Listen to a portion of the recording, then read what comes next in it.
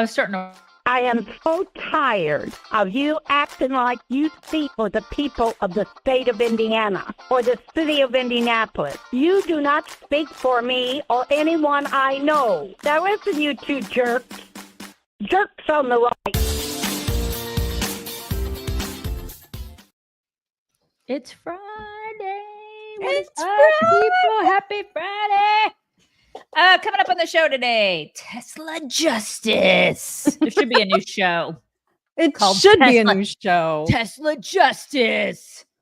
Tariff fallout. And I can't do it. Scott Jennings. You have to say Scott Jennings. Jennings. He torches the panel. All that. So good. And so much more coming up on the show today.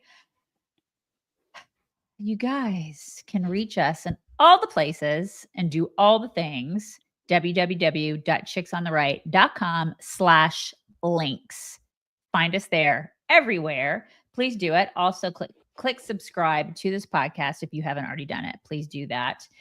And you guys, the coffee, okay? Blackout, best coffee ever. They are American, family owned, and they are dedicated to delivering small batches of coffee. It's in here. It's in my mug. I promise it's in there. See, I put a bunch of crap in there with it, but it is good stuff. And for a limited time, you can visit blackoutcoffee.com/chicks. Use code chicks. Get 20% off your first order. It's great stuff. It's what gets me through. They have flavors, you guys. Blueberry is my favorite. I don't even know how people are going to pick because it's not just like a couple of random flavors. It's so many that you're just overwhelmed. You know what I mean? I love being overwhelmed. I love by it. The flavority. The flavority of Blackout.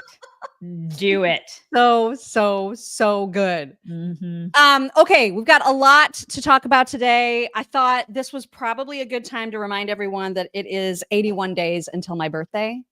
It's a good day to remind everybody. I don't know if you're new here. Mock celebrates her birthday for approximately 3 months. I do. I celebrate long and hard. I like birthdays. I do like them a lot. Yes. Also, sad news in our insider group, and that is that one of our insiders, Ginny, lost her husband unexpectedly. And so we just wanted to say that we're sorry, Ginny, and that we're thinking of you. And I know everybody's already praying for you, but for those people who may not be in our insiders group, if you could just add Ginny to your prayer list, that would be really, really nice. Y'all know how to rally and pray, so please do that for her. Please do that. We're going to talk about tariffs today. Remember how yesterday, was it Piers Morgan? I think it was Piers Morgan that had that tweet that said, this is either going to be amazing or a complete disaster. Right. And I felt that like on a cellular level. You're in like, his camp. I totally am in that camp. Yep. And even more so today, I think. And so we're going to show you a lot of different perspectives. The problem today, I think, is that, well, first of all, we're hearing that China has now retaliated. They have announced this morning that they are now going to enact a 34% tariff that they call reciprocal on everything starting on like April 10th. They are filing a lawsuit with the World Trade Organization because of Trump's tariffs. They are like announcing that 11 different companies are on some punitive list. They're going to stop importing our chicken. They're doing all kinds of retaliatory stuff. And China, of course, is the country with whom we have the largest trade deficit. So this sucks because we rely on China entirely too much. And now things will be more expensive unless they can negotiate something and work something out. Yeah. So that's bad. The stock market continues to tank. That's bad too. So there's some bad parts of this that we knew. I mean, we knew the markets were going to get squirrely, right? I'm trying to stay optimistic. There is some reason to be optimistic, and we'll share those viewpoints. But there's also some viewpoints from people that I greatly admire that do not like tariffs, which give me the squeegees. You know what I mean? Like I get a little heebie-jeebies about that. Yeah. Mm-hmm. So we'll talk about all of those things, but we'll kick it off with just MSNBC being utterly ridiculous, because to them, anything that Trump does is bad, and that is how they position it. Walk us through the numbers, and is there any positive take on this? Well, I can answer the second question first. I don't think there's a single positive take on this. This is all just bad. because it's MSNBC. It's MSNBC. So of course, I mean, were you expecting a different answer? Come on. Everything's bad. Just everything. Everything sucks. We're all gonna die. Oh my God. But we've also talked about this theory, this strategery that might be in play right here. So if you could read this tweet from Charlie Shrem about what he thinks is happening, that would be great. Tariffs are not the story. Since Trump took office in January 2025, the 10-year yield has dropped from 4.79% to 4.17%. Look how much it's dropped today. That 0.62% drop may not sound like much until you realize the U.S. has $36.5 trillion in debt. This is stealth refinancing on a historic scale. Lower yields equals trillions in interest savings, more breathing room, less inflationary pressure, and the market is front-running it. Everyone's watching tariffs. But this yield curve shift, it's the real game. Trump isn't just cutting spending, he's restructuring America's balance sheet in real time. I mean, that sounds good. Sounds great. It sounds right. Nobody cares about the $36 trillion in debt. No one's ever cared about the debt. No one's ever cared about any of this stuff. And again, I think a lot of people are just, they want the same old, same old, same old. I mean, it's going to, listen, there's going to be a lot that sucks in the short term. A lot of it. Potentially so. And I am not a gambling. I don't like gambling in Vegas, but I will gamble on this. I will just gamble on it. We got to take. I'm trying to be optimistic too. We have to try something, don't we? We have to try. The status quo has not worked. It isn't working. It's going to make our kids and our grandkids in a world of bigger debt. I mean, he's rolling the dice on something that I'm behind him on it. I just am. All right. Well, let's hear a bunch of different perspectives. First of all, a regular dude put out a video kind of explaining for the lay person what this is supposed to look like, how this is supposed to help Americans. It was a great explanation, I thought. Here is that. So do you want to know the part that they're not telling you about tariffs? Here's the reality that nobody's talking about. Nobody. This lighter costs $25 in America to buy an American-made product, okay? China makes one, sells it for $20 here in America. Out of that $20, $5 goes to whoever in America sells it. $15 of it goes back to China. You buy the $25 one in America, all $25 stays in America.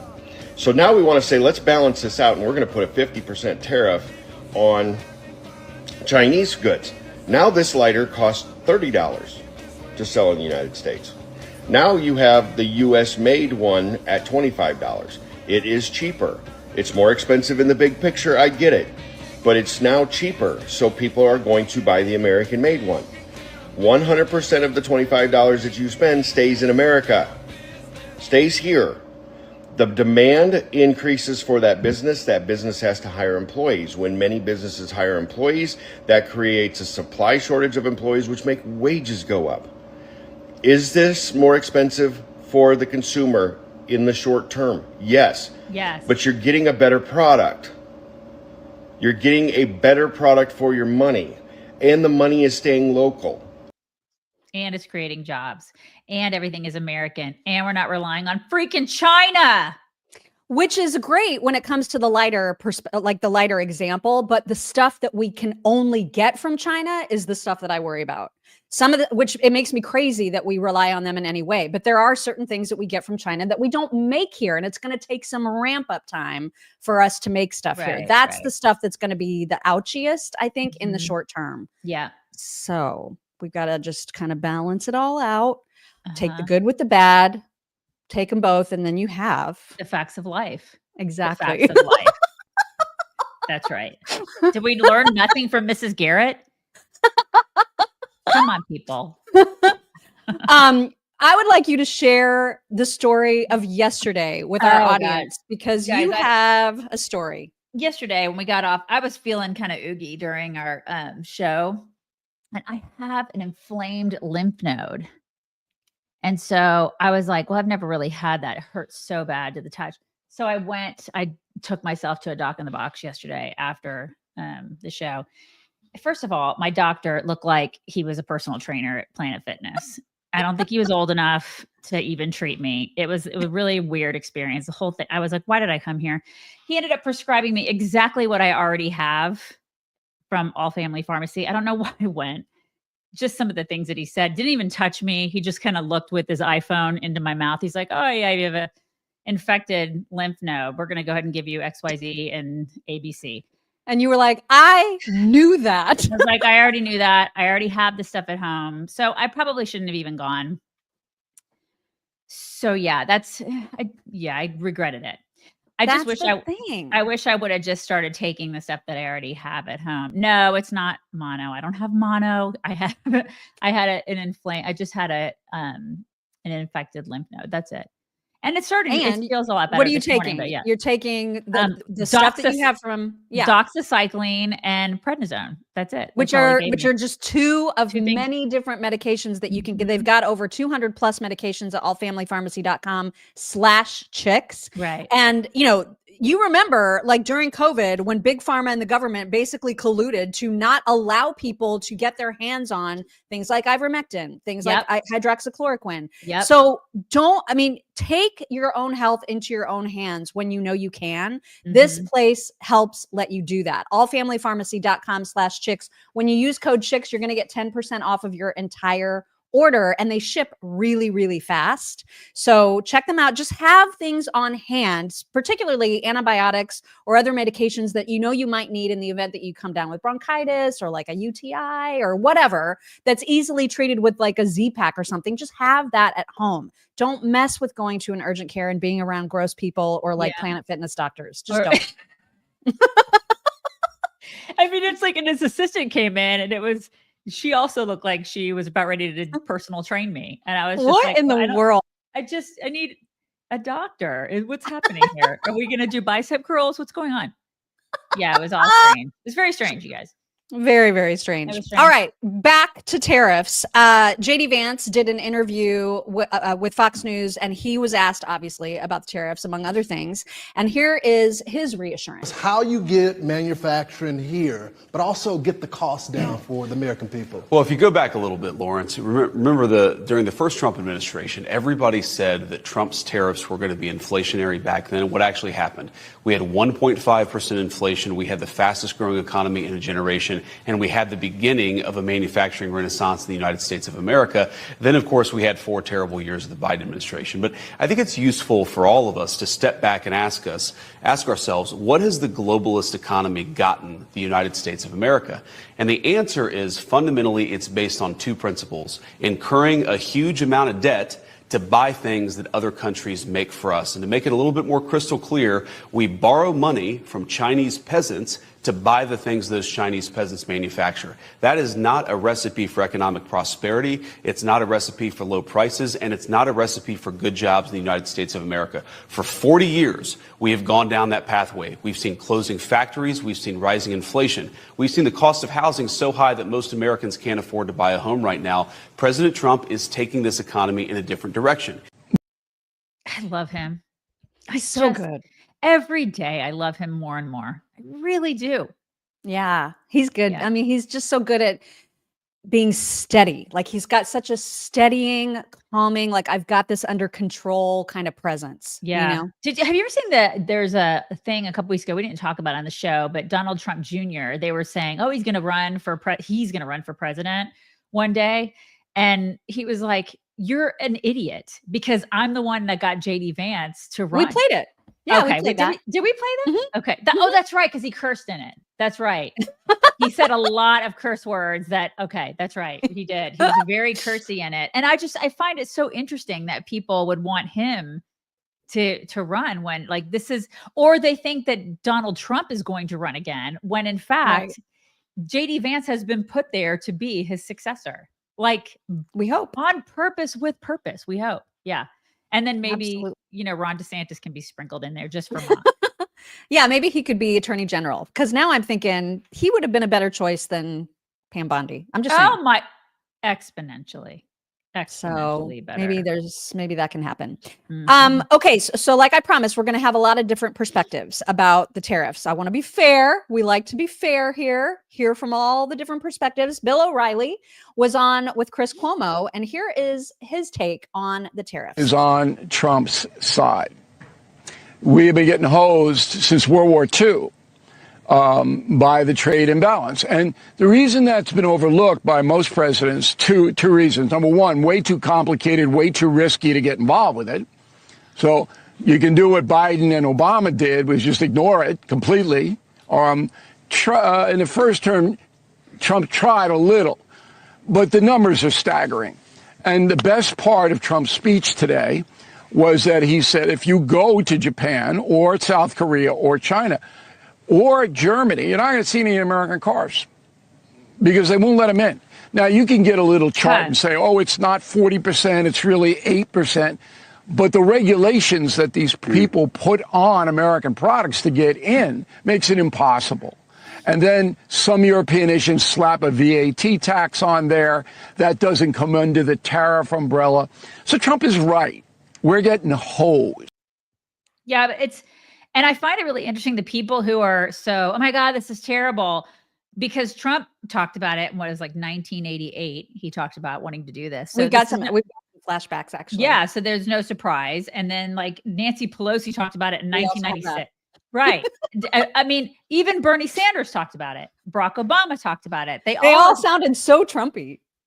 Right. And now it's like, now all of a sudden it's a bad idea. Now all of a sudden it's a bad idea because you guys didn't have the balls to do anything about it. And now he actually has the giant set of platinum balls and he's in there. He's in office. You hate him. You have severe TDS.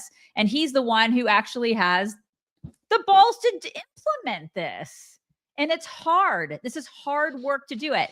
And it's not popular with everybody, but he's doing it anyway, because he knows that it's going to be hard in the short term, but he's rolling the dice and he thinks that it's going to actually help America.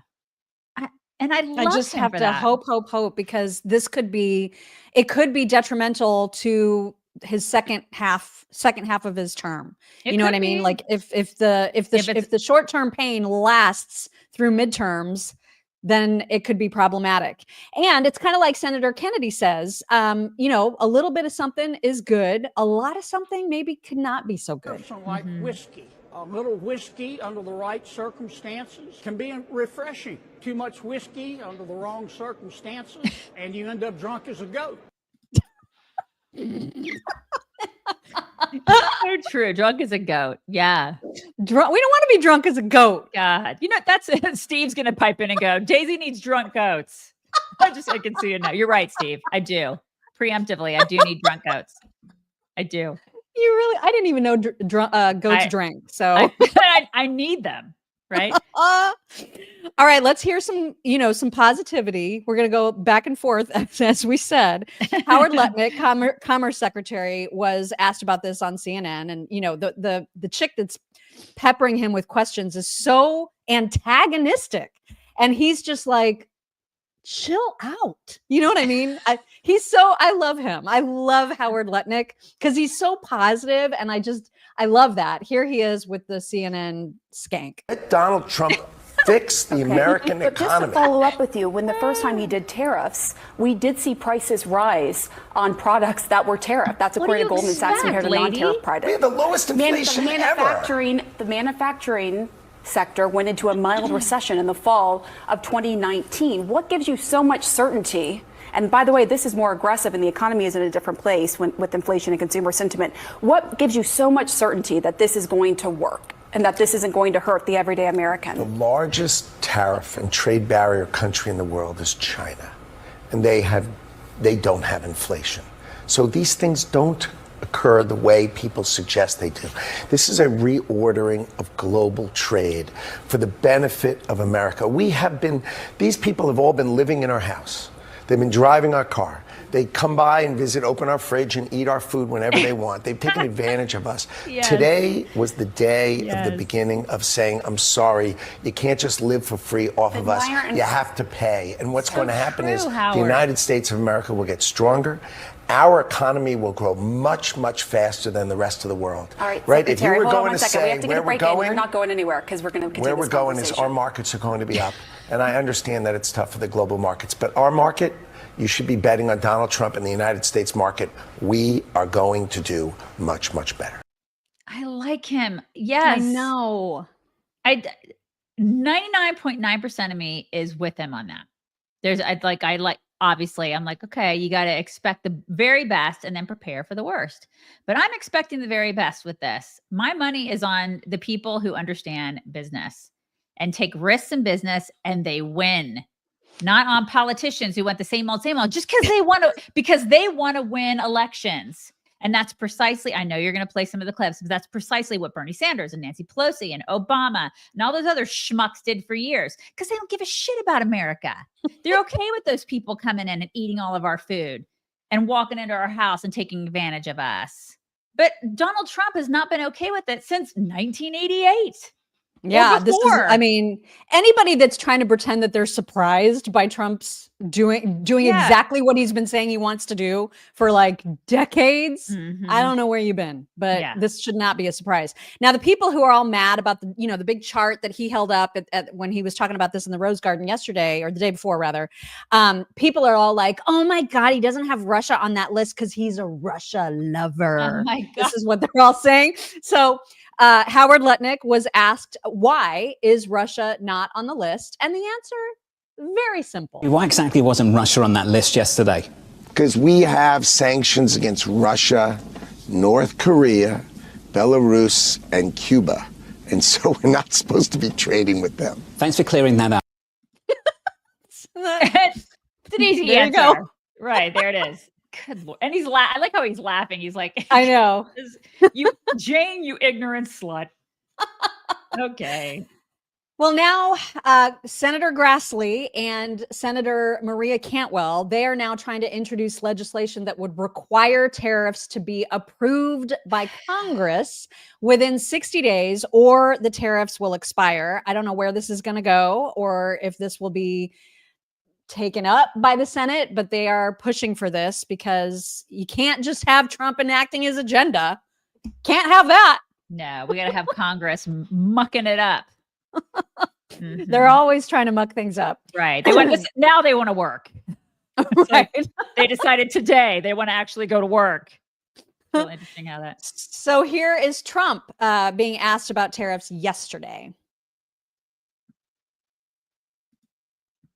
I think it's going very well. It was an operation, like when a patient gets operated on, and it's a big thing. I said this would exactly be the way it is. We have $6 or $7 trillion coming into our country, and we've never seen anything like it. The markets are going to boom, the stock is going to boom, the country is going to boom, and the rest of the world wants to see, is there any way they can make a deal? They've taken advantage of us for many, many years. For many years, we've been at the wrong side of the ball. And I'll tell you what, I think it's going to be unbelievable. Dude is a manifester. I want to get on his manifestation train. You know what I mean? Everything's going to boom. It's going to be so boomy, you guys. And I want to be there when it booms, you know? Yeah. Yeah. It's going to boom, you guys. Manifest it is going to boom. We have to take a break to talk about dogs. Oh my God. Here. So we have some amazing testimonials about Coat Defense, which is a product we've told you a lot about before. Coat Defense. I'm gonna just show you the testimonials because it also includes dog pictures, which of course we love. Oh, no. So look at this. This is Sweet Savannah, the Great Dane. Sweet Dane, look at And her face. Laura writes, I just wanted to give you a heads up on Coat Defense. My Great Dane Savannah has never had any skin issues. I noticed one day on her chest and under her arm, it was very red and irritated. I thought it would just go away, but it got worse. I ordered Coat Defense, the travel size, for $11 and started to use it, but I doubted the whole process. I made a vet appointment and paid $90 and received some spray to put on. I started using the spray and could tell she started itching and it was not helping. I stopped using the prescription and started reusing Coat Defense and it went away. I no longer doubt it. It is an amazing product. You girls are amazing. We watch your show every morning. I set my alarm for 5 a.m. just to listen while I get ready for work. Just an FYI, I am now a faithful client of Bulwark Financial, along with my brother. Fantastic. Thank you again, you jerks, from Love Laura. it. Thank you, Laura. Look What at a that sweet face. baby. I would totally grab her mush. I would grab it and kiss her. And that's my not the God. only one, you guys. So from Kat said, for the record, I was a fan of coat defense before Marion Weaver and Amy Jo Clark made it cool. I have been doing dog rescue for almost 15 years, and it's always been a lifesaver, especially for my scruffy-haired foster dogs, but it really helps all of them. Case in point, Tickles. Her name is Tickles. I can't. Oh my God, I love that name so Oh my God. much. Right? Tickles came to me from animal control, absolutely infested with fleas, and the poor soul was itchy all over. A bath and some Bravecto, also a magical medication, fixed the flea problem immediately. But thanks to all the itching, poor Tickles had given himself dermatitis and could not stop chewing on himself. Enter coat defense. Just one good rub down, and this sweet boy hasn't chewed himself since. Soon he'll be neutered and off to his forever home, and he'll be feeling so much better. Thanks to coat defense. He looks like a ranch dog. He would be He's out so here precious. running. Oh my God, what a Oh, cutie patootie gosh. Tickles. Come here, Tickles. Oh my gosh, I love that name. What a baby. So listen, don't mess with the expensive vet bills. You don't Yeah. need to. Try Coat Defense products first. You can go to coatdefense.com. When you use code CHICKS, you will save 15% off of your entire order. We love, love, love when you guys send in the testimonials. Keep them coming. Love, Yes. love, love it. Love it so much. All right, back to tariffs and a little flashback. And so here you're going to see a couple of things. The videos that you mentioned earlier, some of the flashback with Democrats who have all of a sudden changed their tune, but also flashbacks and what's the word that's not a flashback but is in fact current times? A current back? A current flash? A current flash. There A you flash go. current? Uh-huh. There you Okay. go. We will Yeah. have a flash current from the reason for my name today, Thomas Sowell, who I Okay. could not respect any harder. How old is he now? 94. Oh my And God. sharp. Oh my gosh, you guys. The man. Sharp, sharp, sharp. Amazing, amazing man. It's a But treasure. first, we're going to hear from Ronald Reagan back in the day. Those of us who lived through the Great Depression, the memory of the suffering it caused is deep and searing. And today, many economic analysts and historians argue that high tariff legislation passed back in that period, called the Smoot-Hawley tariff, greatly deepened the Depression and prevented economic recovery. You see, at first, when someone says, let's impose tariffs on foreign imports, it looks like they're doing the patriotic thing by protecting American products and jobs.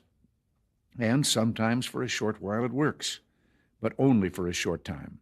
What eventually occurs is, first, homegrown industries start relying on government protection in the form of high tariffs. They stop competing and stop making the innovative management and technological changes they need to succeed in world markets. And then, while all this is going on, something even worse occurs. High tariffs inevitably lead to retaliation by foreign countries and the triggering of fierce trade wars. The result is more and more tariffs, higher and higher trade barriers, and less competition. So soon, because of the prices made artificially high by tariffs that subsidize inefficiency and poor management, people stop buying. Then the worst happens. Markets shrink and collapse, businesses and industries shut down, and millions of people lose their jobs. The memory of all this occurring back in the 30s made me determined when I came to Washington to spare the American people the protectionist legislation that destroys prosperity. I loved him. I know, but that's a scary little message. Yeah, it is You know? it is a scary little This message. is why I have no idea how to feel about it. I want to be optimistic, as I've said. But what I really wish is that some of the loudest and smartest people that are anti-tariff would debate in real time the smartest people who are pro-tariff. Because I need to understand why they disagree with each other. And so it's a different time now. I mean, it's totally different. I mean, Reagan would probably, he would govern differently now, I think. You know, don't you think? Everything is I don't different. know. that's what I'm saying. Like, despite whether it's I mean, obviously Reagan can't debate anybody right now. You know what I mean? Right. But like, I would love to see a Howard Lutnick directly responding to some of the other criticism from like some of the smarter minds on the opposite side of the issue, because it's so hard. You hear that, right? And then you're like, yikes, that sounds really bad. But then you hear Trump back in the day and it all sounds great. And so it's just like, I don't know how to feel. But one thing we can say is that Trump has been entirely consistent, to your point, since the 80s. Here he is with Larry King. I was tired, and I think a lot of people are tired of watching other countries ripping off the United States. This is a great country. They laugh at us. Behind our backs, they laugh at us because of our own stupidity. And the leaders, I mean, what we have a Persian Gulf situation. You saw what happened today. Billions and billions of dollars are being spent on getting oil for Japan, and they're not paying anything for it. And yet And it's so that was Larry King, and then we've got some Oprah too.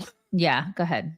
Okay. We let Japan come in and dump everything right into our markets and everything. It's not free trade. If you ever go to Japan right now and try to sell something, forget about it, Oprah. Just forget about it. It's almost impossible. They don't have laws against it. They just make it impossible. They come over here, they sell their cars, their VCRs, they knock the hell out of our companies. And hey, I have tremendous respect for the Japanese people. I mean, you can respect somebody that's beating the hell out of you, but they are beating the hell out of this country.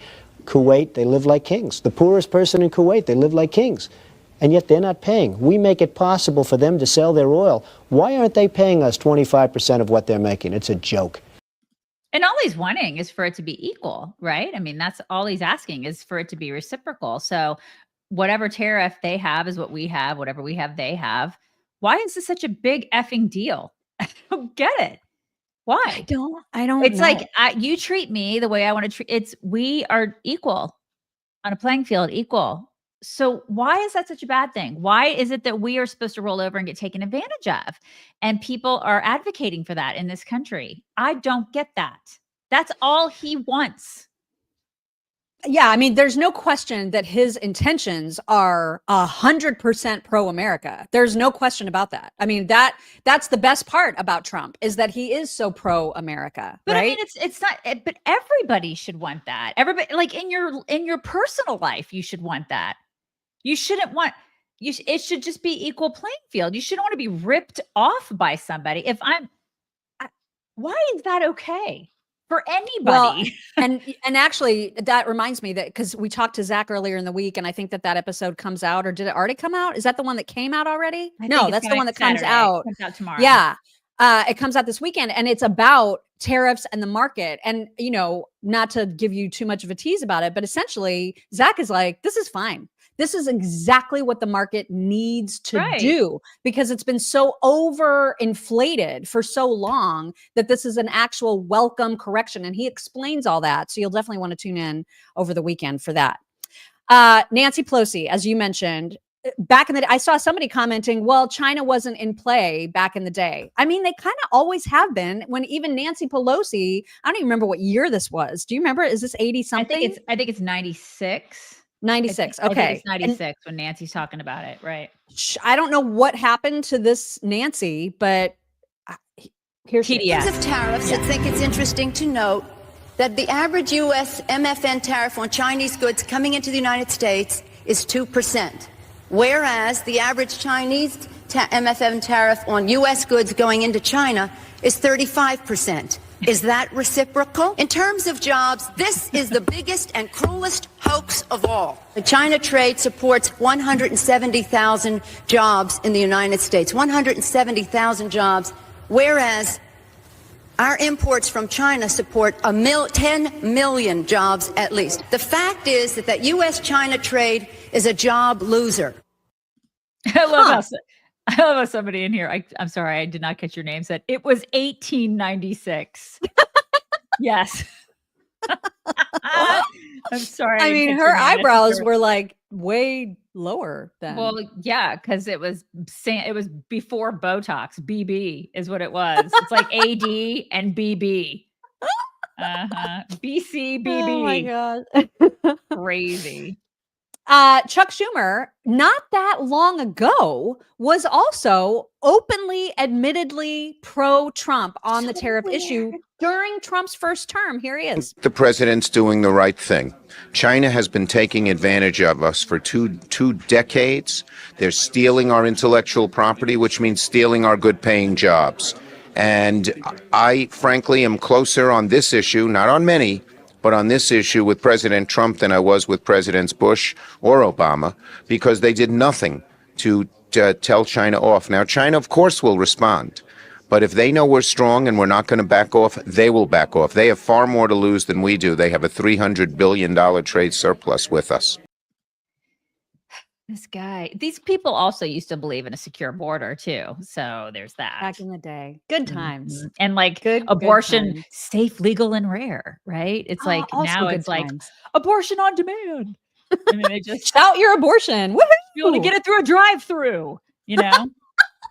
So freaking crazy, these people. And it's also interesting that back when Joe Biden was semi-coherent as like maybe in his first few months as president, nobody batted an eye when he made an announcement about tariffs. Today I'm announcing new tariffs in key sectors of the economy that will ensure that our workers are not held back by unfair trade practices. Yeah. I mean, sectors of the economy. He was barely people weren't mad then. But this is the thing. They all thought it was okay. And now that Trump is doing it and doing it in a way where he's like, I actually have the balls to actually implement this. They're like, oh, no, this is terrible. The sky is falling. But Thomas Sowell, who I was surprised because when I started seeing this video going around on social yesterday, I was like, oh, this must be old. No, he recorded this in an interview like a couple of days ago. And he was asked about what he thinks about the tariffs. Here he is. April 1st. Okay. What do you make of the present president of the United States and his tariffs? It's painful to see what a ruinous decision from back in the 1920s being repeated. Now, insofar as he's using these tariffs to get very strategic things settled, and that he is satisfied with that. But if you set off a worldwide trade war, that has a devastating history. Everybody loses because everybody follows suit, and all that happens is that you get a great reduction in international trade. So that gave me some pause, right?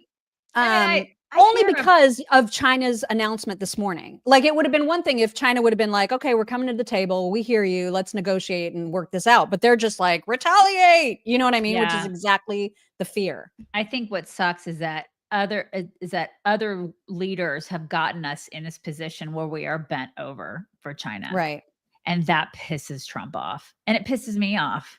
It pisses me off that we have had weak leaders that have allowed us to be put into this position. We should have never been put in the first place, ever.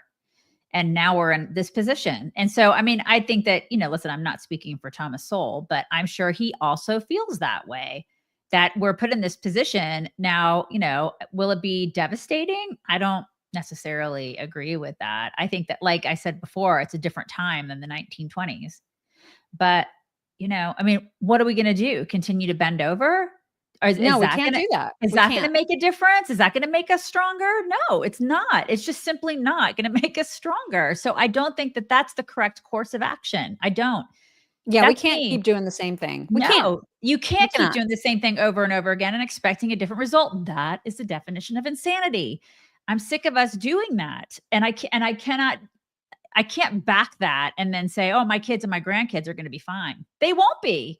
Right. So I want to believe in the art of the deal and hope that behind all this, there's a strategy. There's a strategy. There's a strategy. Right.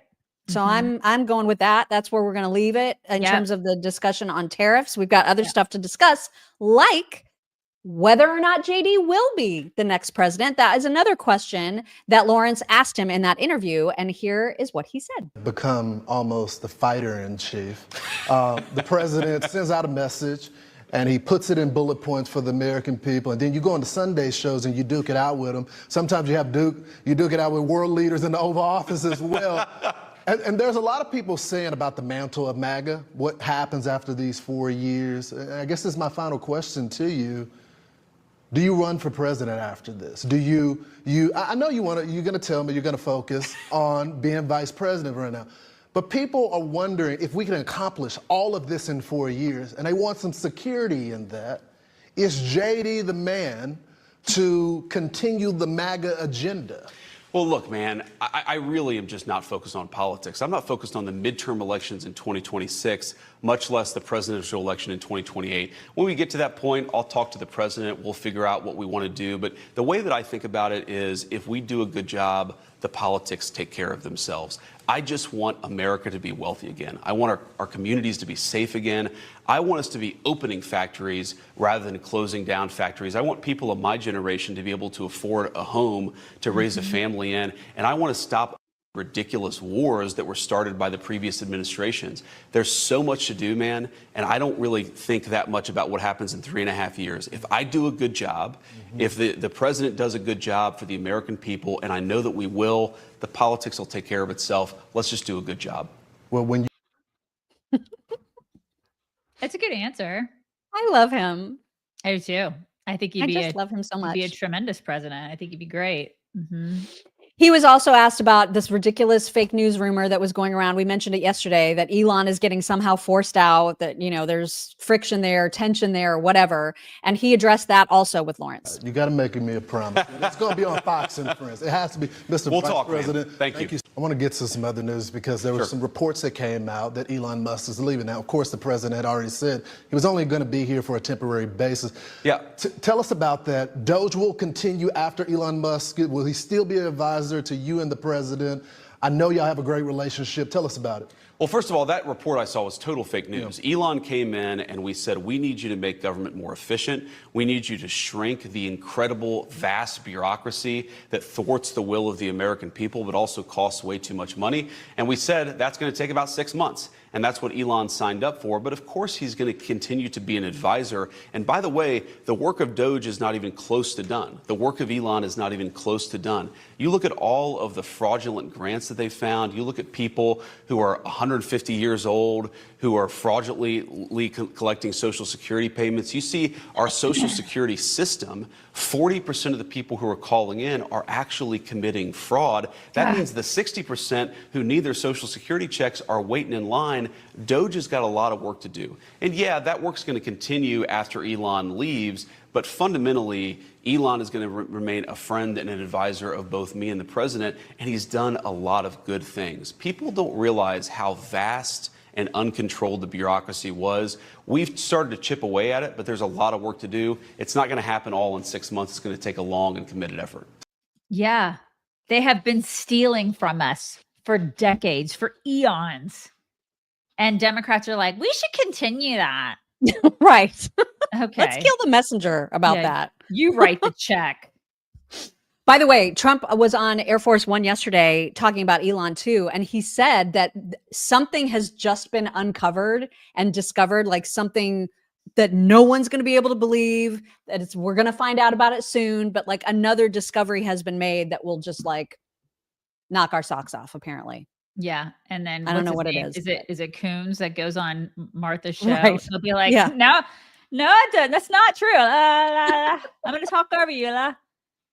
So ridiculous. So stupid. Elon is so freaking underappreciated. But somebody who knows very well that he's underappreciated is Senator Kennedy. Judge that Mr. Musk and his team's efforts to control spending are the most important in the history of ever, certainly in my lifetime. My Democratic colleagues would prefer that we ask who needs to pay more in taxes. Right. The American people want us to ask what the hell happened to the money. Yes. Right. That's so right. He's not just underappreciated, he's been demonized. These people are attacking him for doing this. And it is absurd when Democrats take the stance of, okay, give us more money so we can continue to just piss it away and give it to people who shouldn't have it. And then Republicans, conservatives are the ones who are like, wait, it's being stolen. We need to figure out why. We need to hold those people accountable. We need to stop it. We need to stop the fraud.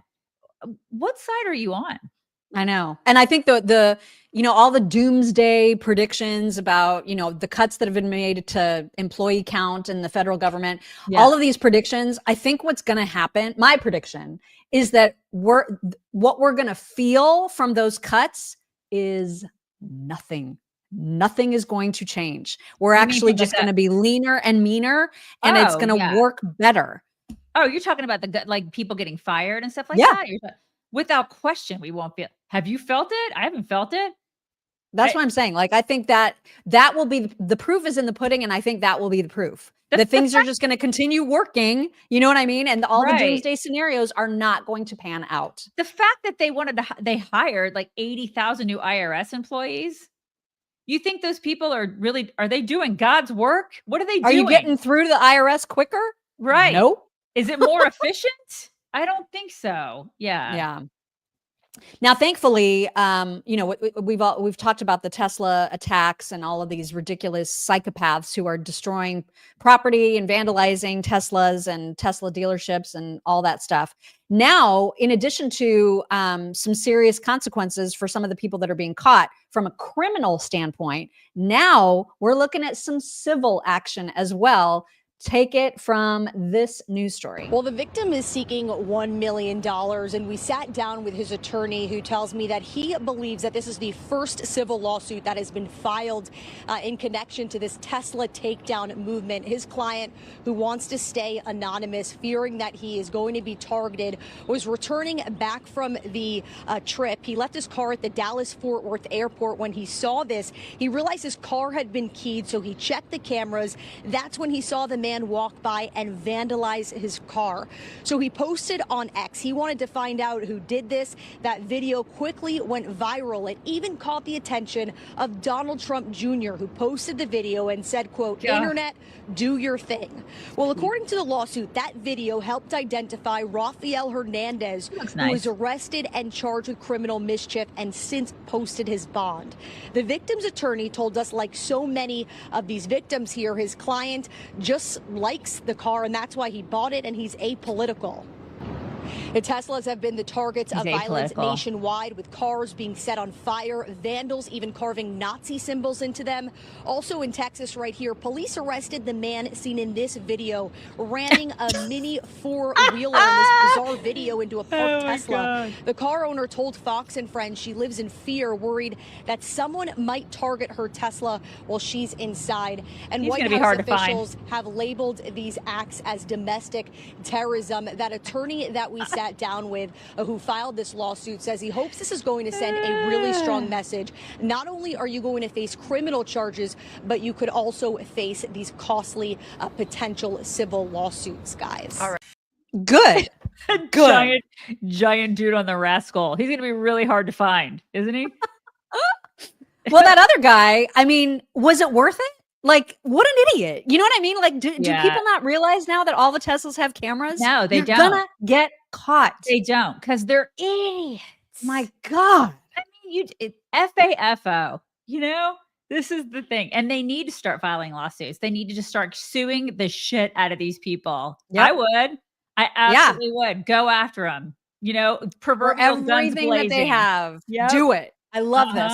And I love this video too that was going around yesterday of someone that got caught vandalizing a Tesla in the act by the owner. And this was so satisfying in every way to see them get what's due in real time. Check this out. Truck was attacked by an Elon Musk hater in broad daylight. Wow.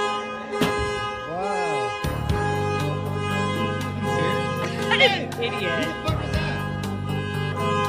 Pieces of shit, dude. That's my fucking car. That's your car? Yeah. What the hell is your friend's problem?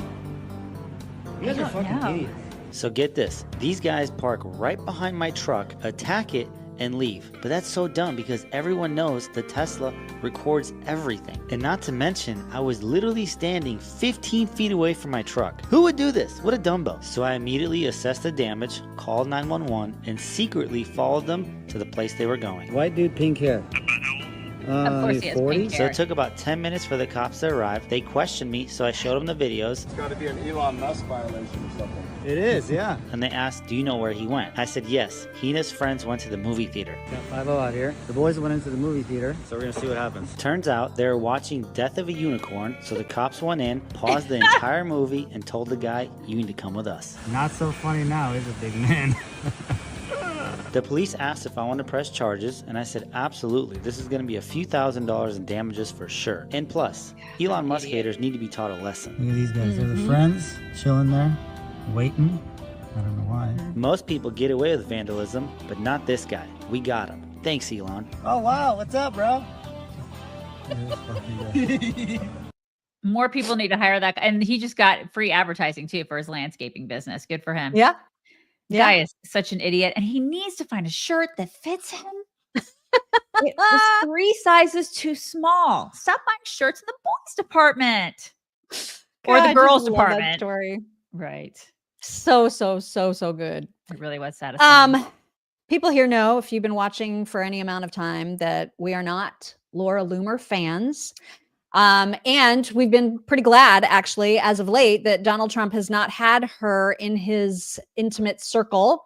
That changed yesterday. And so there were reports flying around that Laura Loomer met yesterday, or on Wednesday, rather, with President Trump in the Oval Office, where she allegedly pressed for him to fire some National Security Council staff who she had uncovered in her own investigating were disloyal to him. She brought all kinds of receipts.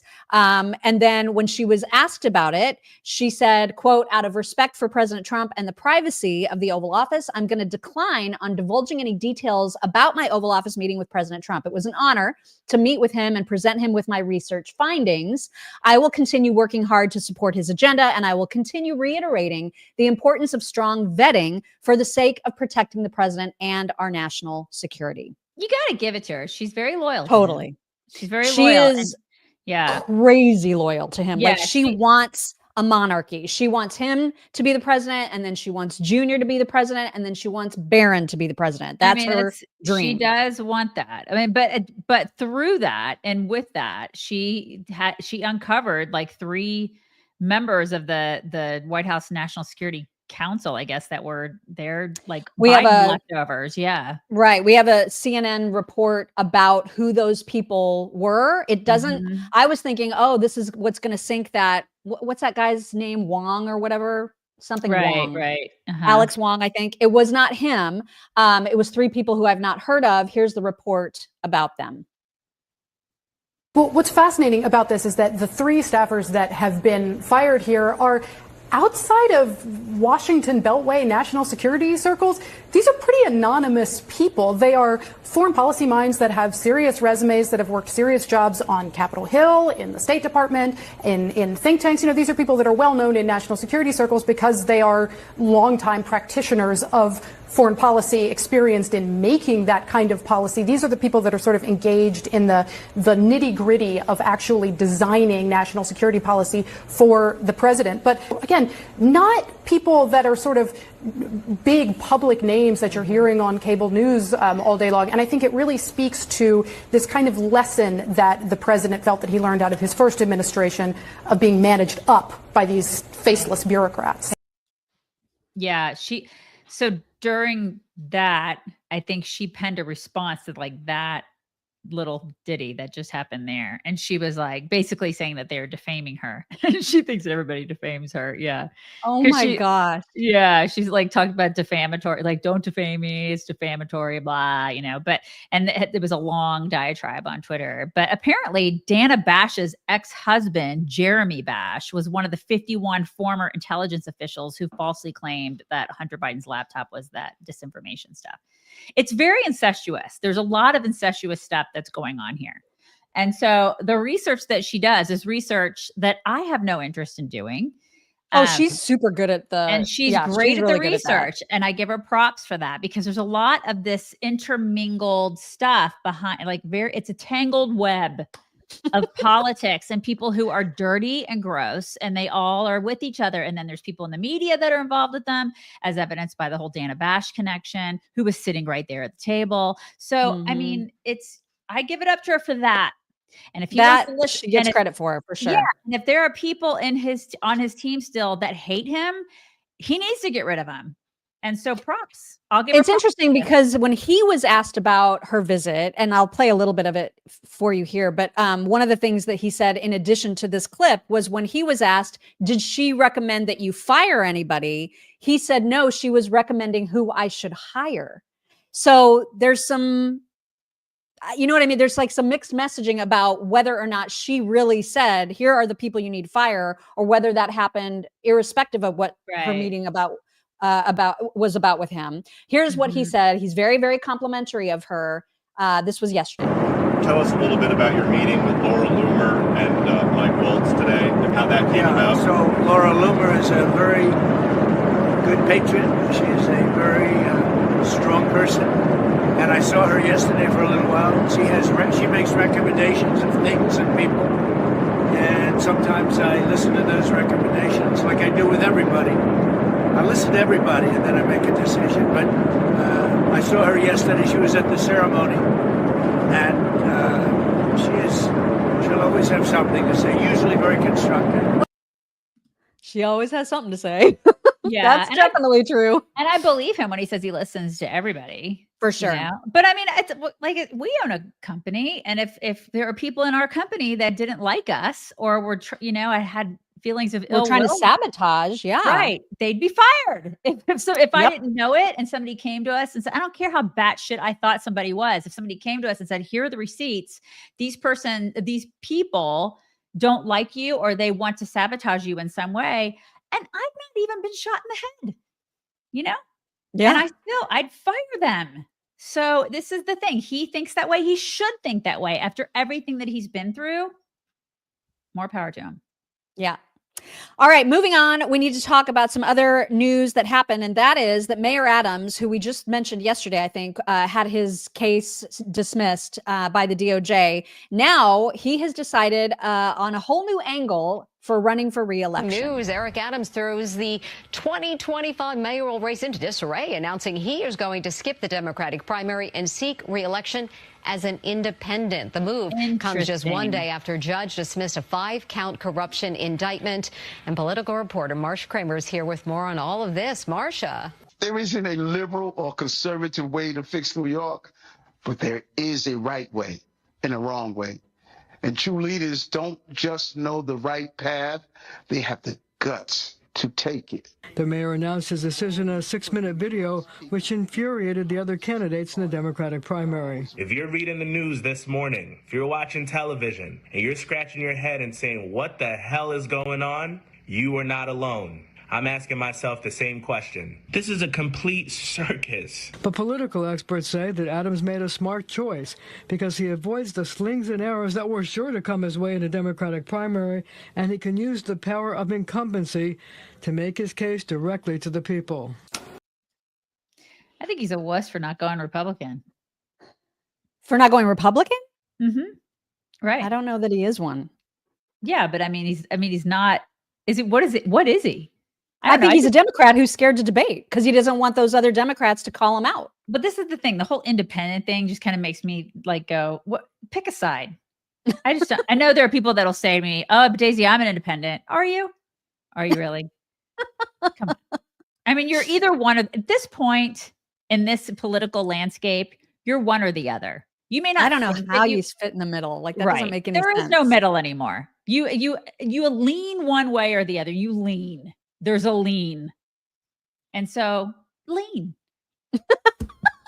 Lean. Okay, moving on, because we've got a lot of crazy, just sort of different mixed up headlines, a mishmashery, if you will.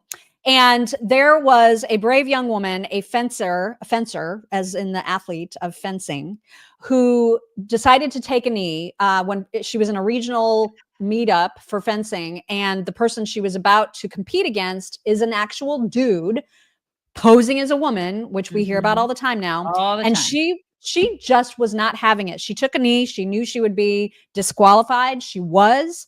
It was a huge risk. It's infuriating that she's the one that's penalized. Right. And she went on Fox News to explain why she did it. Actually, I told them that I was refusing defense because this person is a man and I am a woman, and this is a women's tournament, and I refuse to defense on principle. And then later, right after this, we see your opponent comes over. What did you say to your opponent at that point? My opponent was a little bit confused, thinking that I was maybe hurt. And I said, no, I am refusing to defend you because I'm a woman and you are a man. I have much love and respect for you, but I will not compete against you. Wow. And he responded, okay, well, there's a, yes. Yeah, I was just going to say, I'm sorry, what was his response? His response was, okay, but there's a member of the board of directors here, and he supports me, and there's a policy that says that I'm a woman and I'm allowed to compete in the women's tournament, and if you do this, you're going to get blackcarded. And I said, I know. Of course, it's a man. Of course, it's a man on the board of directors. See if you can pick out who it was out of this one picture of these of things other fencers. just doesn't belong. I mean, can you even? Yeah, I can. Come on. It's so unfair that she is the one that's disqualified. Oh my gosh. It just makes me so mad. It's so mad. Everybody needs to be speaking out against this. And stop being afraid. Parents, get off your asses and fight for these girls. God, I get so mad when parents don't speak up. Bunch of wusses. Where are the parents? And that fencer dude apparently was like on a man's team as recently as last year. And he sucked, right? Oh, let me guess. He sucked. Oh yeah, go figure. He sucked. So now he's like, I'm going to go fence with some girls and then become really, really good.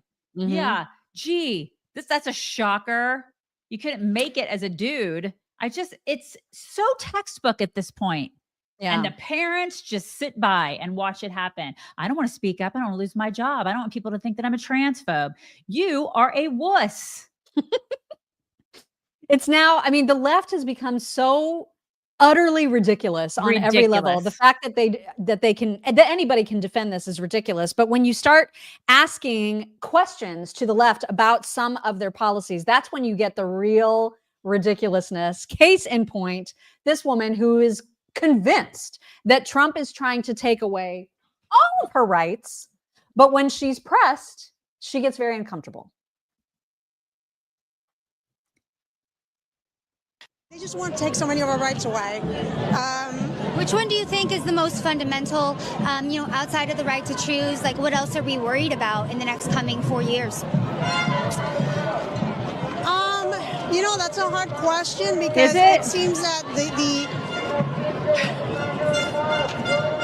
scope of what they want to take is so broad. Is it? That it's hard for me to right now put into words because it's such an emotional time that it's hard for me to just very calmly put these things into like a rational perspective. No, right. Because you're so emotional that you just can't think, and then because of your emotionalness, and so you can't put it into words.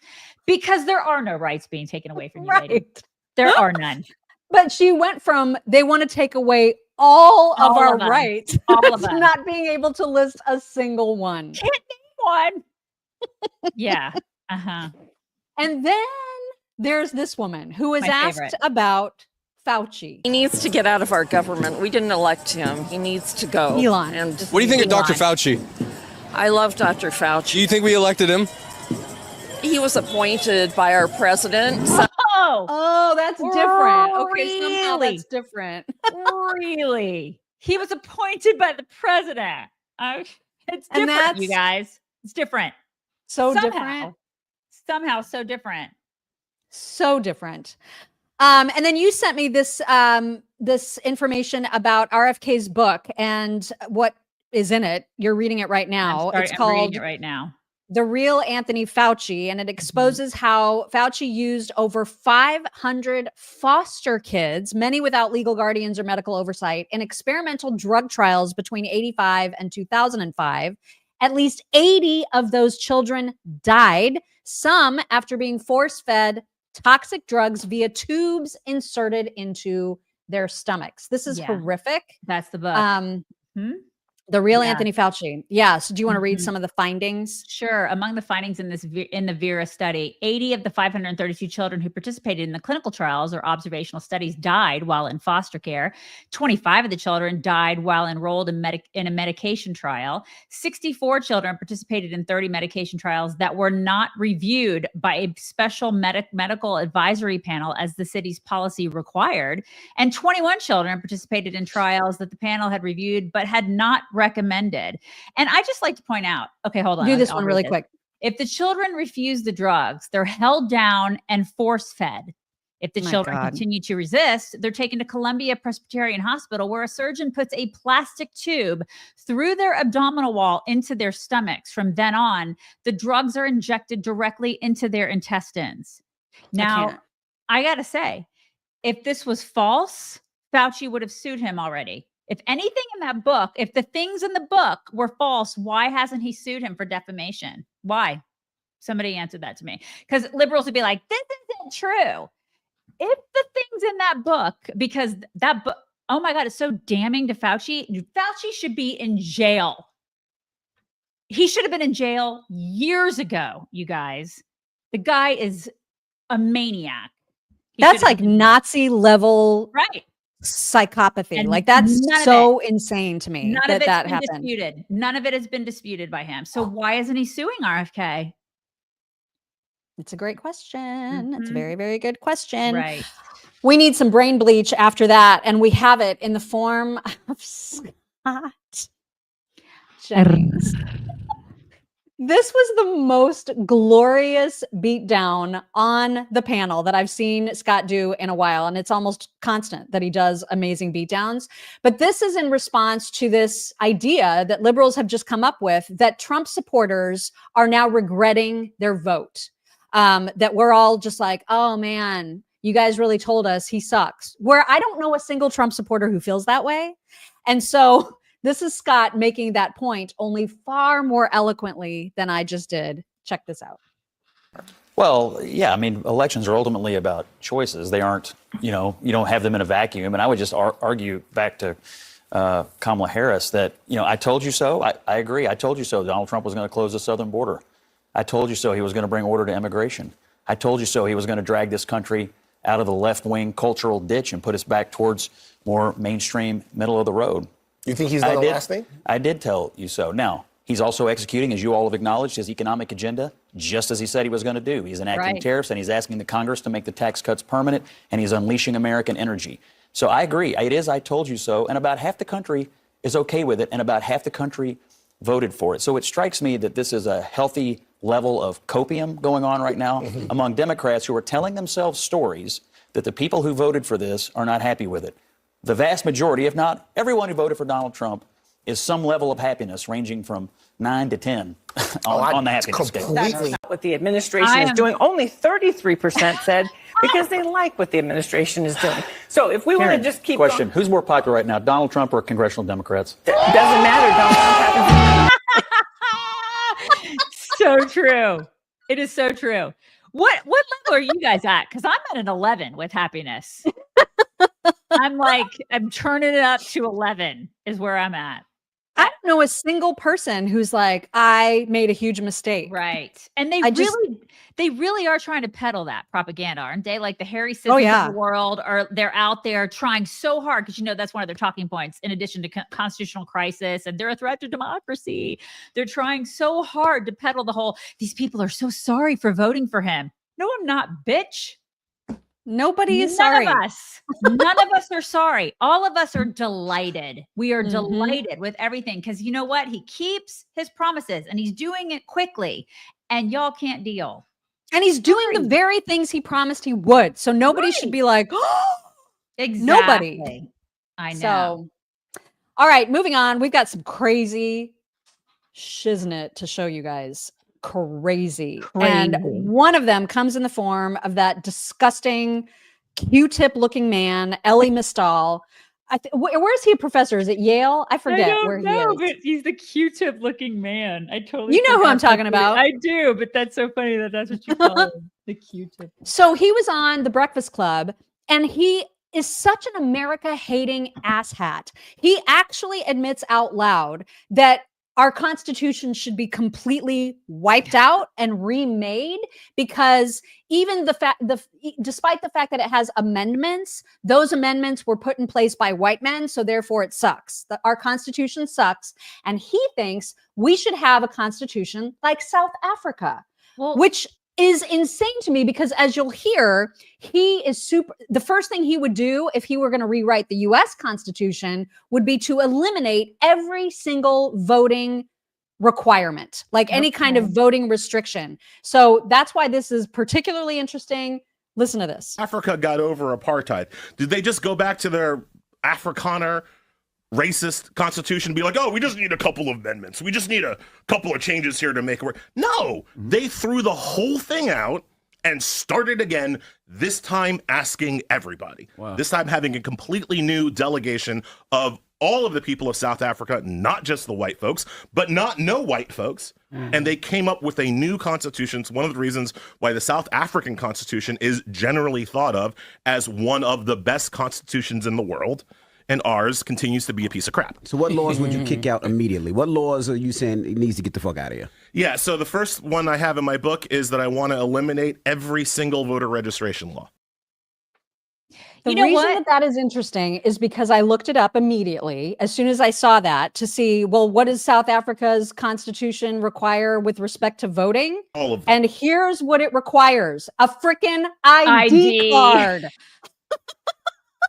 I could not believe it. And so I tweeted this to him, and I called him a great, but I should have called him. And what, did he write you back? Did he write you back? Well, this was just like literally this morning. Okay. Well, you know what? We could all, raise money for him to go to South Africa. If he wants to live, go live there. If they have the most kick-ass constitution, right, then why don't you go? This is the thing.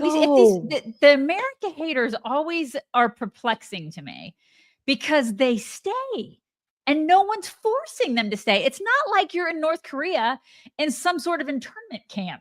You can leave. You can leave at any time, and you don't have to come back. If you hate it, go. I don't get it either, but I cannot believe just how on display and shameless he is about how much he hates our own Constitution. Yeah. Like oh my God. You're not forced to stay here. No one's forcing you to stay here.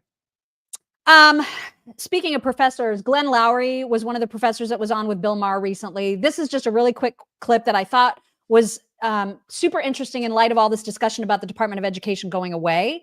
We've talked about how ridiculous it is, the number of administrators that we now have in schools across the board, K through 12 and college. It's insane. But I had no idea that the numbers were like practically reaching a 1-to-1 level at the Ivies. Listen to these numbers, you guys. It is extraordinary. Yale has 5,307 undergrads and 3,500 administrators. Oh, but what do these people do? What are they doing?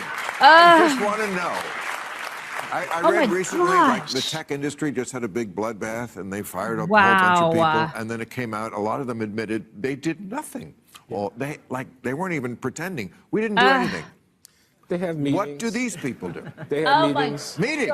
They write memos. They oversee the enforcement of regulations.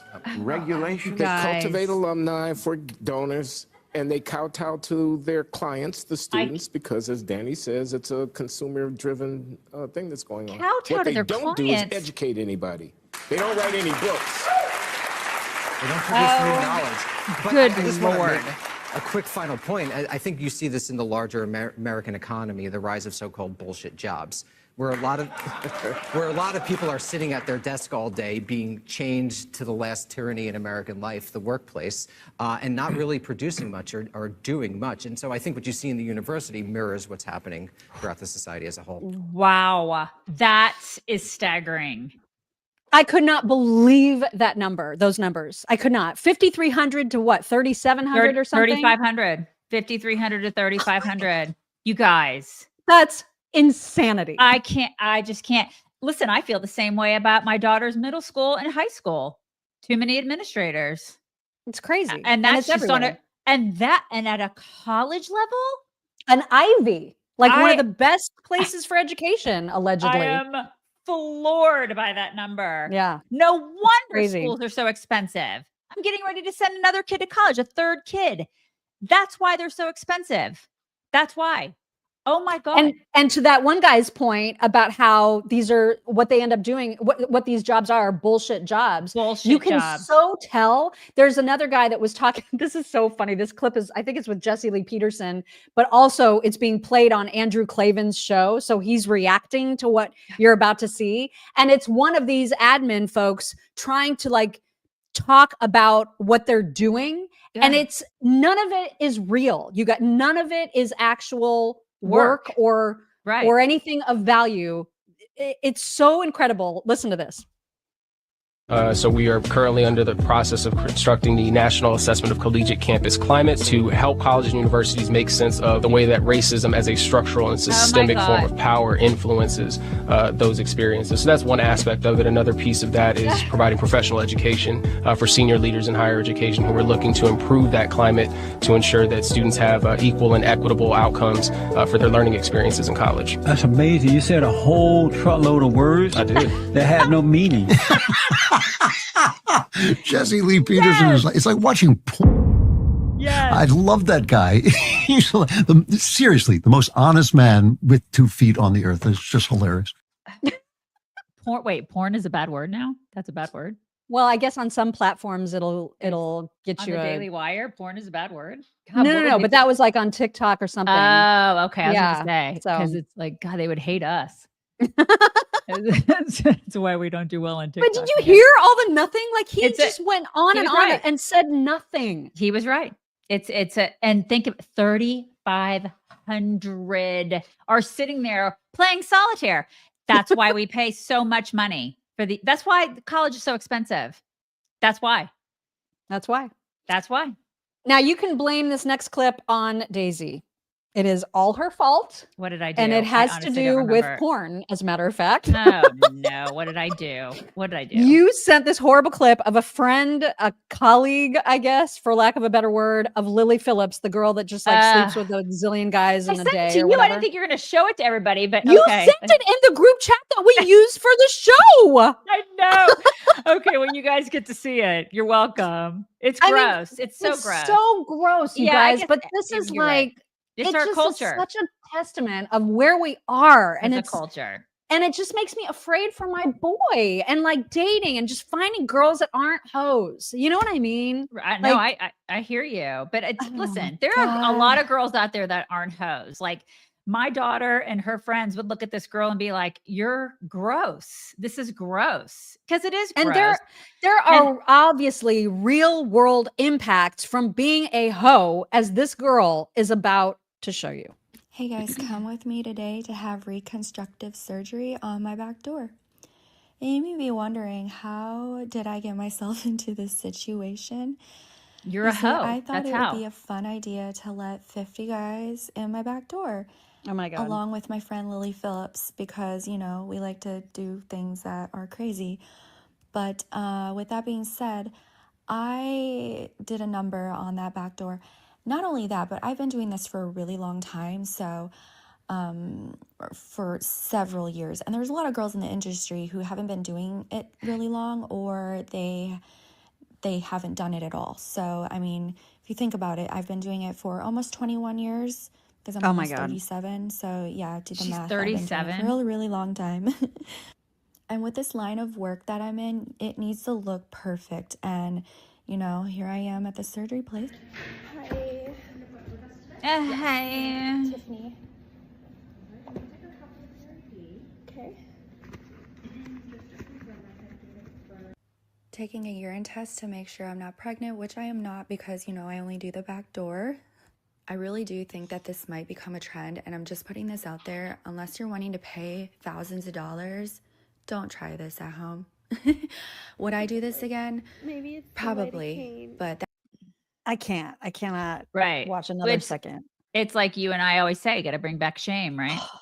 Got to bring back shame. And some of these girls, and the thing is she's made tons of money. She makes way more than I'll ever dream of making. Oh yeah. Right. I mean, and for doing that. And that is what like young girls today see that and they think, wait, I can do that, which is disgusting. Right. But girls who are not raised right see that and they think I can do that and make like a ton of money. Why would I ever get a real Get an job? actual job? Yeah. Why would I get a real job when I can just be a complete hoe and then make a ton of money and go buy a bunch of houses, cars, clothes? If they're not raised right, this is what they're seeing. OnlyFans, It's all this so crap. nasty. It is So nasty. it is Oh my God. beyond nasty. It's disgusting. This is why we need my Pillow Toks, and we have some we good do. ones for you today. So, you guys, there was we live in a neighborhood now where FedEx is super sketch. And constantly in my neighborhood, like little Facebook group, we'll see these messages from folks going, I was supposed to get a package. It says it's been delivered. Do you have it? It's not on my doorstep. This happens all the time. Right. And so it happened pretty recently where Amazon was telling me it had delivered something that I just didn't get. And so you file the report, and then Amazon sometimes will say, well, can you offer any evidence that you did not get the thing? And so this woman, she was supposed to get some dining chairs, like some bar stool chairs for her kitchen island, and she Right. didn't get them. And Amazon said, well, can you please show evidence that you did not get them? So here's what she did.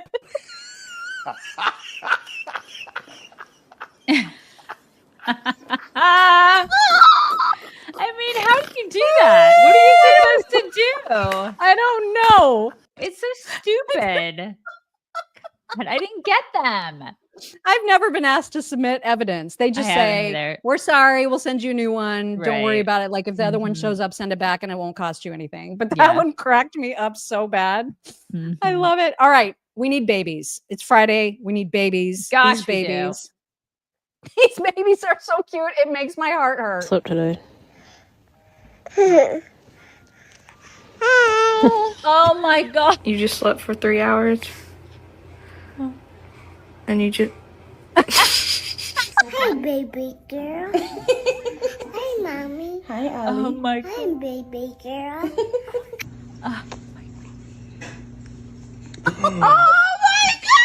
Oh my God. Another baby. Oh. I'm sorry.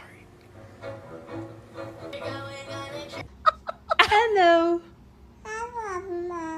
Oh, hello, baby. Oh my gosh. It's just the sweetest. I baby. I know I need a baby so bad. I need another baby, you guys. Oh my God. I need a need a baby. I'm so I far from getting know. a grandkid. It's Oh going to my be God. I'm not. years. I think more are coming because our kids from California, I think they're going to be moving here this summer, and then more babies. I'm like, just bring me all the babies. Have all the babies. Coda just brought me a bone, y'all. He wants you to see his bone. He's like, those babies ain't got nothing on me. Right. You are so stinky. Look. Say, I'm so stinky. Hello, everybody. Okay. Is that like a candy cane bone? It's a candy cane bone. Oh Yeah, it my looks like a candy gosh. cane. It's like red and white. He just carries it around. He doesn't eat it. He just carries it. It's like a cigar. It totally does look like a cigar. I know. And then Theo feels left out. You guys, here's Theo. He's just smaller. Hi. Okay. I'm sorry, everybody. Oh my gosh, look at them. Okay, so speaking of dogs, I don't know how to feel about this. I think we've shown a similar video way long ago, but this is a dog that's being forced essentially to parasail. And he looked fine with it. Really? I don't know how I have mixed feelings when people do this. Is he fine with it? I don't know. Like, I just don't know how I feel. The dog doesn't want to do this, you guys. The dog dogs belong on the ground. They don't But want to. look at, he looks really happy about it. So I don't know. I don't think. I mean, he's so chill. You know what I mean? Like he's just like, this is fine. I don't know if I like this. I mean, he's got his tongue sticking out. I don't know. I don't. I'm scared for him. I don't. Right. It's like a risk that like, why are you taking it? Right, You know what with I your mean? dog. I know. I don't like it. Yeah, frozen scared. I think Gene is right. I think he's frozen scared. I don't like it at all. I don't know, man. I just can't tell if he likes it or not. But Not I a would fan. never do this to my dog. I would never do it, period. Let alone Right. take a dog along for the ride. Okay. And then finally, we have a little montage of some just hilarious dog mishaps, which are always great. Behold. Sophie, stay. Stay.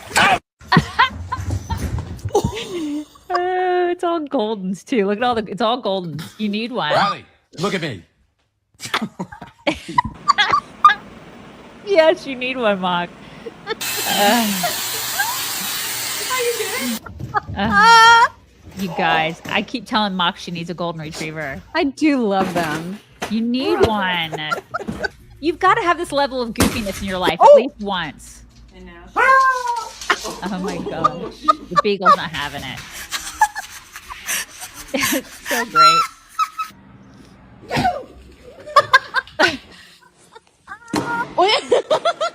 You've got to get one. They're so funny. They're the greatest. I think a golden retriever would match your energy. I do too. I really do love them. I think they're like, that's you as a like if you were a dog, you'd be a golden retriever. I think I probably would. You would totally be right? Wouldn't she be a golden retriever? She should totally get one. And she's like, oh, they're high energy. I'm like, so are you. Like when and then they totally know how to be lazy, but they also know how like the lazy dogs. They know how to move fast when they're up. And so I think a golden would be a perfect dog for her with the personality. She needs one, you guys. She needs one. I'm used to shedding. Somebody said they shed a lot. Nobody could shed more than Ella. Like Ella was the biggest shedder. I can't even like whole dogs were made out of her hair. If you're gonna have a dog, you're gonna have shedding. If you don't want That's true. if you don't want shedding, don't get dogs. That's the way I look at it. You're just gonna live with fur all over you. This is unless our you life. doodle it. Unless you do a doodle, you're gonna get. There's just gonna be some hair. Right. It's a fact of life. Right. All right. We've got some thank yous from yesterday. Kristen Richards said, "Wanted you to know that in my office hangs a pennant with a picture of a young Sean Cassidy with perfectly feathered hair that says I love Sean." Ron. I love it. That's fantastic. So great. And then also Wanda said, just wanted to wish you both a happy weekend. Thank Wanda. you, Wanda. MJ Hitke, I think I'm saying that right, says my husband and his family fled South Africa because their so-called great government is allowing the mass unaliving of white South Africans and stripping people of their homes, farms, lives, and celebrating it. Probably why he likes it. This infuriates me so much that it's not being talked about more. Yeah. Yeah, but they've got the best constitution according to Q-Tip. Yeah. So Q-Tip probably likes that. Yeah. Osuki says, when I think of Fauci, I see Joseph Mengele. Yeah, exactly. That's why I made the Nazi reference, because this is experimentation on foster kids. What the hell? Yeah. These are not your personal beagles, Fauci. Right. This is and again, I mean, until he's proven otherwise, or he comes out and says, oh my gosh, I can't believe this is preposterous. I can't believe he's saying these things about me. He's never done that. Right. Osuki also said Amazon drivers are illiterate. I have a sign on the front door telling them to take stuff to the side door, but where do they leave my stuff? Clearly not her side door. Mm-hmm. Not to be confused with the back door that we just talked about. Totally different. Different kind of door altogether. Totally different kind of door. Okay, now you. All right. Sandy says, read Friday, F China. I'm your conservative author in the AmBiz Spotlight and want to shout out another sponsor. My pillow order arrived with my favorite Bible verse tucked in. Oh my gosh. Romans 8:39. Romans 8:39. Love the reminder. This whole community rocks. That is just the sweetest. Thank you, Sandy. I love that. Karen Elliott, tariffs. Other countries came in, took a dump, and didn't flush. Now we got to clean up the mess. Takes time and a plunger. Trump is America's plumber. I love that analogy. That's so a great true. analogy. Mm-hmm. Laura Kate Baker, Daisy, God worked it out so Trump was reelected. I trust God will work this out too. He always works he is good all the time. Thank you, Laura Kate. Jason Decker. Last I checked, no currently is Nostradamus. We have to trust in Trump and wait and see, then judge. I agree. You're right. Curtis Woods. Mock, have you ever read Thomas Sowell? His syndicated columns from back in the day. I mean, he's a treasure, an absolute Brilliant. treasure. And the fact that he's still going, man, at 94. Amazing. Yeah, he is a treasure. Andrea Viola. It's not weak leaders. It's traitors loyal to China. I agree with that. I do. Everybody's so kowtowy to them and afraid. And we got to stop that. Gail Gardner, thank you for that super sticker. Gail Gardner. Daisy, be careful taking antibiotics with steroids. I did that and ended up with thrush. I will be careful.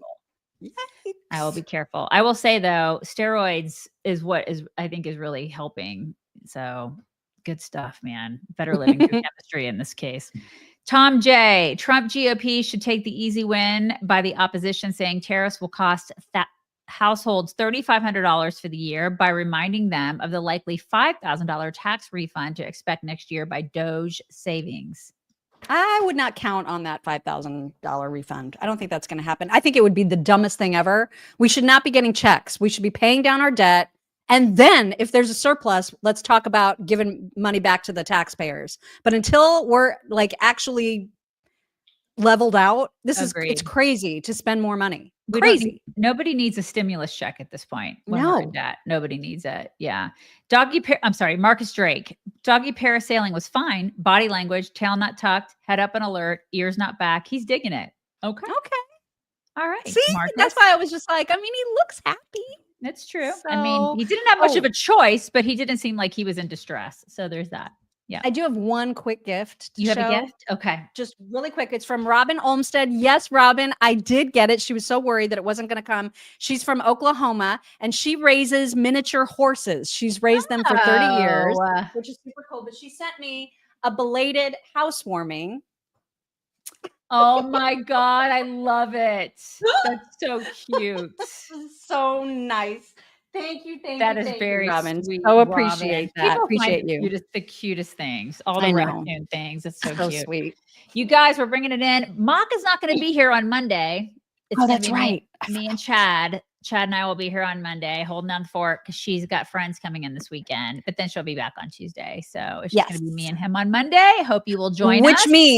Which means for those of you watching on Locals, don't forget it doesn't work. When our producer tries to get us onto the Locals live stream, it doesn't work. So if you're watching on Locals right now, make sure you've got plans to watch us elsewhere on Monday.